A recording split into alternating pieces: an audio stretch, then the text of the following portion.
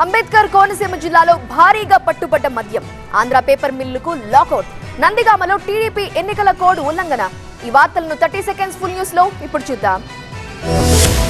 ఎన్నికల వేళ అధికారులు దాడుల్ని ముమ్మరం చేశారు. అంబేద్కర్ కోనసీమ జిల్లా ఐపోలవరం మండలం పశువులంకలో భారీగా నిల్వ ఉంచిన మద్యం కేసుల్ని సీజ్ చేశారు. గుట్టు చప్పుడు కాకుండా రొయ్యల చెరువుల దగ్గర దాచి ఉంచిన మద్యం కేసుల్ని స్వాధీనం చేసుకున్న అధికారులు మొత్తం 64 మద్యం కేసుల్లో 3072 ఎన్డీపీఎల్ అక్రమ మద్యం బాటిళ్లు గుర్తించి సీజ్ చేశారు. ఎన్నికల సమయంలో ఓటర్లను ప్రలోభ పెట్టేందుకు అధికార పార్టీకి చెందిన వ్యక్తి వీటిని దాచి ఉంచినట్టుగా గుర్తించారు పోలీసులు. యానాం నుంచి అక్రమంగా గోదావరిలో పడవ సాయంతో ఈ మద్యం బాటిళ్లు తీసుకొచ్చినట్టు పోలీసుల ఎంక్వైరీలో తెలిచారు. ఎన్నికల కోడ్ నేపథ్యంలో అక్రమంగా మద్యాన్ని డబ్బుల్ని తరలించిన నిలువ చేసిన కఠిన చర్యలు తీసుకుంటామని హెచ్చరిస్తున్నారు.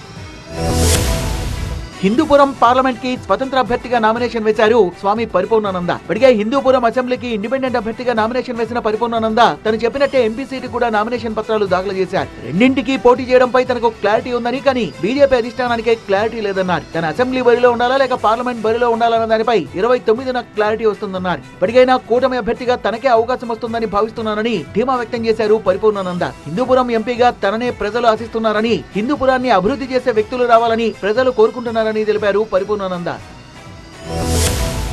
చంద్రబాబు నివాసంలో కేంద్ర మంత్రి Piyush Goyal, BJP national general secretary Arun Singh, Shivprakash, Madhukar భేటీ అయ్యారు. తన ఇంటికి వచ్చిన బీజేపీ జాతీయ నాయకులకి చంద్రబాబు ఘన స్వాగతం పలికి శాలువా, పుష్పగుచ్చాలతో సత్కరించారు. తర్వాత రాష్ట్రంలో రాజకీయ పరిస్థితులు, ఓట్ల బదలాయింపు వంటి అంశాలపై సుదీర్ఘంగా చర్చించారు. అలాగే వచ్చే నెలలో ప్రధాని మోదీ పర్యటనలపై కూడా చర్చించారు. ఈ సమావేశంలో సీఎం జగన్ పై రాయి దాడి ఘటన సహా ఇతర అంశాలు ప్రస్తావనకు వచ్చినట్టు తెలుస్తోంది. కొంతమంది అధికారులు వ్యవహరిస్తున్న తీరుపై చర్చించారు కూడా. పెన్షన్ల పంపిణీలో వైసీపీ రాజకీయం చేస్తోందని పీయూష్ గోయల్ కి వివరించారు చంద్రబాబు.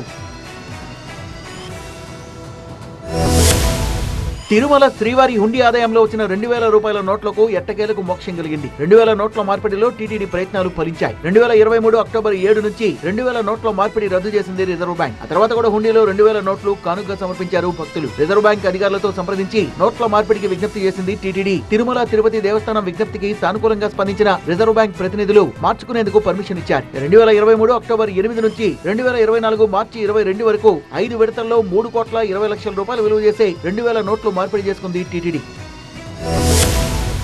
రాజమండ్రి ఆంధ్ర పేపర్ మిల్ దగ్గర ఉద్రిక్త పరిస్థితి నెలకొంది. లాకౌట్ ప్రకటించిన యాజమాన్యం మిల్ గేట్లకు తాళం వేసింది. ఉన్నట్టుండి లాకౌట్ ప్రకటించడం పట్ల కార్మికులు ఆగ్రహం వ్యక్తం చేస్తూ గేటు దగ్గర ఆందోళనకు దిగారు. తమ కోరికల సాధన కోసం ఈ నెల 2వ తేదీ నుంచి పేపర్ మిల్ కార్మికులు సమ్మె చేస్తున్నారు. కొత్త వేతన ఒప్పందం కోసం గత 23 రోజులుగా సమ్మె చేస్తున్నారు. ఆంధ్ర పేపర్ మిల్ ఏడాదికి 200 కోట్ల నికర లాభంలో ఉందని, అయినప్పటికీ మిల్లో పనిచేస్తున్న 2500 మంది కార్మికుల వేతన ఒప్పందాల పట్ల యాజమాన్యం నిర్లక్ష్యపూర్తిగా వ్యవహరిస్తోందని కార్మికులు ఆరోపిస్తున్నారు. అవాంఛనీయ ఘటనలు చోటు చేసుకోకుండా మిల్ మెయిన్ గేట్ పెద్ద సంఖ్యలో పోలీసులు మోహరించారు.